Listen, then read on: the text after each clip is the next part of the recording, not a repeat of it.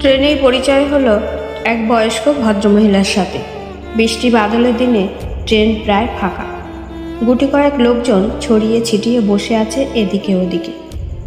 আমার মুখোমুখি বসেছিলেন ওই বয়স্ক ভদ্রমহিলা। ভদ্রমহিলার দিকে তাকাতেই দেখি ওনার দু চোখে জল। নিজেকে আড়াল করার জন্য মুখটা জানালার দিকে ফিরিয়ে রেখেছে। আর কিছুক্ষণ পরপরই নিজের শাড়ির আঁচল দিয়ে চোখ দুটো মুছে নিচ্ছিলেন। কেন জানি না ভদ্রমহিলার দিকে তাকিয়ে আমার মনটা খারাপ হয়ে গেল। মায়ের বয়সী একজন মানুষ নীরবে কাঁদছেন। বুকের ভিতরটা যেন হু হু করে উঠল। তখনও পর্যন্ত জানি না উনি কেন কাঁদছেন। জানেন, এই কান্না বড় ছোঁয়াচে। অজান্তেই যেন আমার চোখের কোণটাও চিকচিক করে উঠল। ভদ্রমহিলার বয়স কত আর হবে, 60 বা তার আশেপাশে। মুখের মধ্যে রয়েছে এক অদ্ভুত সরলতা। বুঝলাম হৃদয়ের গভীরে বয়ে বেড়াচ্ছেন এক নিদারুণ যন্ত্রণা।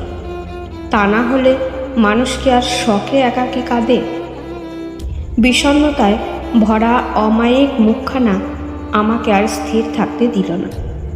কথা না বলে থাকতে পারলাম না। মনের ভিতর চাপা অস্থিরতাকে সরিয়ে ডাক দিলাম, মাসিমা। আমার এই অপ্রত্যাশিত ডাকের জন্য উনি হয়তো প্রস্তুত ছিলেন না। আমার দিকে তাকিয়ে তৎক্ষণাৎ চোখের জলটা আঁচলে মুছে নিয়ে মৃদু হেসে বললেন, কিছু বলছো বাবা? জিজ্ঞেস করলাম, যাবেন কোথায়? আমার এমন জিজ্ঞাসায় উনি শুধুই হাসলেন। উত্তর না দিয়ে উনিই বরং পাল্টা প্রশ্ন করলেন, তুমি কোথায় যাবে? আমি পাঁশকুড়া যাব। জিজ্ঞেস করলাম বলে কিছু মনে করলে না তো বাবা? না না, খারাপ ভাবার কি আছে? আমিও তো আপনাকে জিজ্ঞেস করলাম। আমি যাব মেদিনীপুর। মেদিনীপুর যাবেন তো পাঁশকুড়া লোকালে উঠেছেন কেন? মেদিনীপুর লোকালেই তো যেতে পারতেন। এরপরেই মেদিনীপুর লোকাল ছিল। সেই তো আবার পাঁশকুড়া স্টেশনে নেমে ট্রেন চেঞ্জ করতে হবে। এমন কথা শুনে উনি আবারও মৃদু হাসলেন। খুব নরম সুরেই বললেন, জীবনের একটা সময়ে এসে আর হিসেব নিকেশ করতে ইচ্ছে করে না বাবা। কোনটা সুবিধা হবে কোনটা অসুবিধা হবে তখন সব এক হয়ে যায়। কি যায় আসে বলো তো? শুনে বললাম, আপনার মনটা মনে হয় ভালো নেই। কাছের মানুষের থেকে দুঃখ পেয়েছেন নিশ্চয়ই। এমন কথা শুনে ভদ্রমহিলা আর নিজেকে ধরে রাখতে পারলেন না। আবেগের বাঁধ ভেঙে আঁচল দিয়ে চোখ দুটো ঢেকে নিলেন।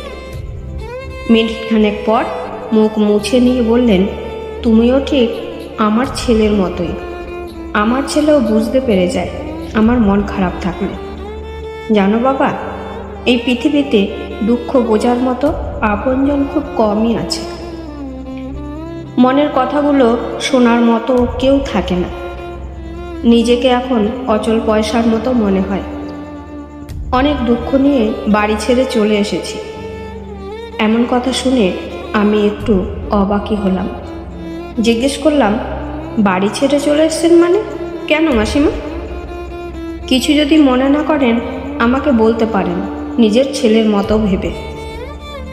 খুব কাছের মানুষটাই যখন আমাকে আঘাত দিয়ে ফেলে তখন বুকটা ফেটে যায়।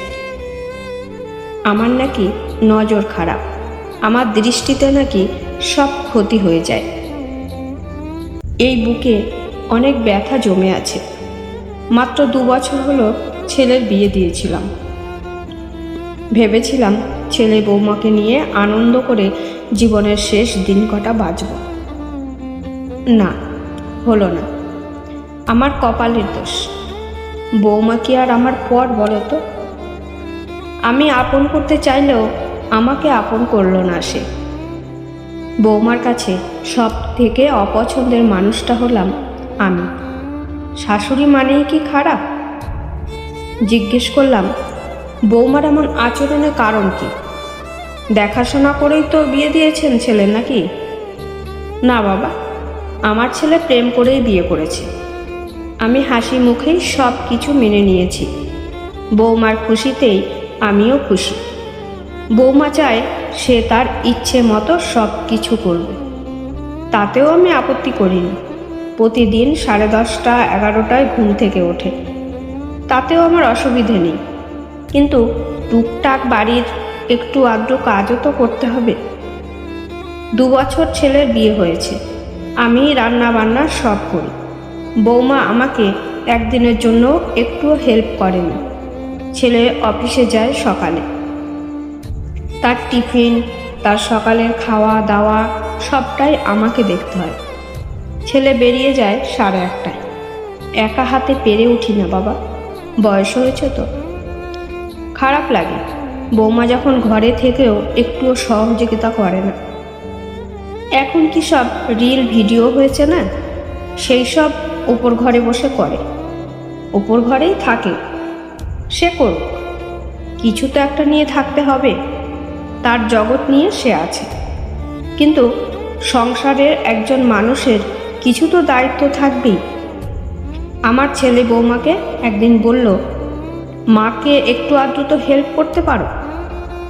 বলল, তোমার মাকে হেল্প করার জন্য আমি এ বাড়িতে আসিনি। ছেলে কিছু বললেই বৌমা ভীষণ অশান্তি করে, থানা কোর্টের ভয় দেখায়। বিশ্বাস করো বাবা, থানা কোর্টকে ভীষণ ভয় পাই আমি। বৌমাকে একটা কথা বলার মতো সাহস হয় না আমার। মা বাবা কি সন্তানকে বকে ঝকে না? আমার কি সে ক্ষমতাও নেই? কাছে বাপের বাড়ি বলে সপ্তাহে 2-3 দিন চলেই যায়। সে যেতেই পারে বাবা মায়ের কাছে, এতে আর অসুবিধে কোথায়?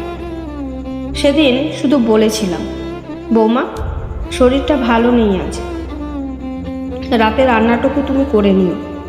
বলল, কোন দিন আপনার শরীর ভালো থাকে? আমাকে রিল বানাতে হয়, ওখান থেকে 2 টাকা ইনকাম করি। আপনার মতো তো বেকার নয়, 1 টাকাও তো ইনকাম করতে পারেন না। শুনে আমি থ হয়ে গেলাম। বললাম, কী সব বলছো বৌমা? রিল বানাতে গিয়ে তুমি রিয়েল লাইফকে ভুলে যাচ্ছ। আমি আপনার টাকায় খাইও না, পড়িও না। আপনার কোনো কিছু নিয়েও আমি বসিনি, আপনি বরং আমার বরের টাকায় বসে বসে খাচ্ছেন আর জ্ঞানের কথা বলে যাচ্ছেন। এদিকে রান্না করতে গেলেই আপনার শরীর খারাপ, বাহানা ভালো দিতেই পারেন। আপনার মতো মানুষ বলেই এসব কথা বলে। বিশ্বাস করো বাবা, এই কথাগুলো শুনে মনে হলো কেউ যেন সজোরে আঘাত করলো এই বুকে। এই বয়সে এসে আর কতটুকুই বা খাই। জিজ্ঞেস করলাম, বৌমা তুমি আমায় খাওয়ার খোটা দিলে? বলল, ঠিক কথাই বলেছি। আমার বর ভালো মানুষ বলে আপনি এ যাত্রায় বেঁচে গেলেন। আপনার মতো বিষগাছ যতদিন থাকবে ততদিন সকলেরই অসুবিধা। আর ইচ্ছে হলো না থাকতে। ছেলেকে এ কথা জানালে ছেলে বৌমাকে জিজ্ঞেস করবেই, তাতে আরও অশান্তি বাড়বে। আমারও ছেলেটা শান্তিতে থাকতে পারবে না, থানা কোর্টের ভয় দেখাবে। তার থেকে বরং শান্তি ভালো। আমি চাই ছেলেটা অন্তত শান্তিতে থাক। ছেলেকে শুধু বলেছি, তোর পিসির বাড়িতে গিয়ে কদিন আমি থাকব। আমার 2 ননদ, আমাকে খুব ভালোবাসে ওরা।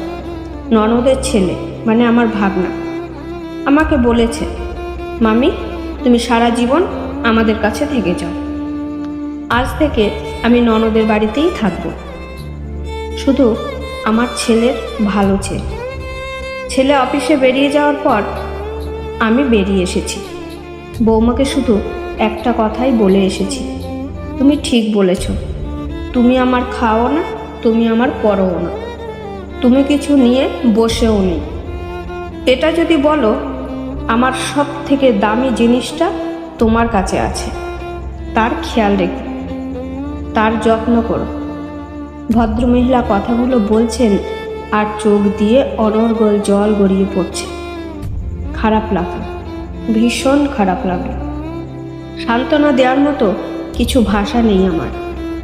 এই বয়সে এসে এতটা দুঃখ নিয়ে যিনি ঘর ছেড়ে এসেছেন, তাকে আমি কী বার বলতে পারি? তবে এটাও আমি বিশ্বাস করি, চোখের জলের প্রতিটা ফোঁটার হিসেব একদিন হবেই। বুঝি না এরা কেন বিয়ে করে, সংসারে এসে জড়ায় কেন। ওপর থেকে সেজে গুজে ঝা চকচকে রিল বানাচ্ছে, আর রিয়েল লাইফে ঠিক উল্টো রূপটা দেখাচ্ছে। একটা প্রশ্ন থেকেই যায়, অমন একটা বিষ গাছের ফল হিসেবে ভালো মানুষ কিভাবে আসে? বিষ গাছে তো বিষ ফলই হবে, তাই না? তাহলে কি গাছটাই ভালো?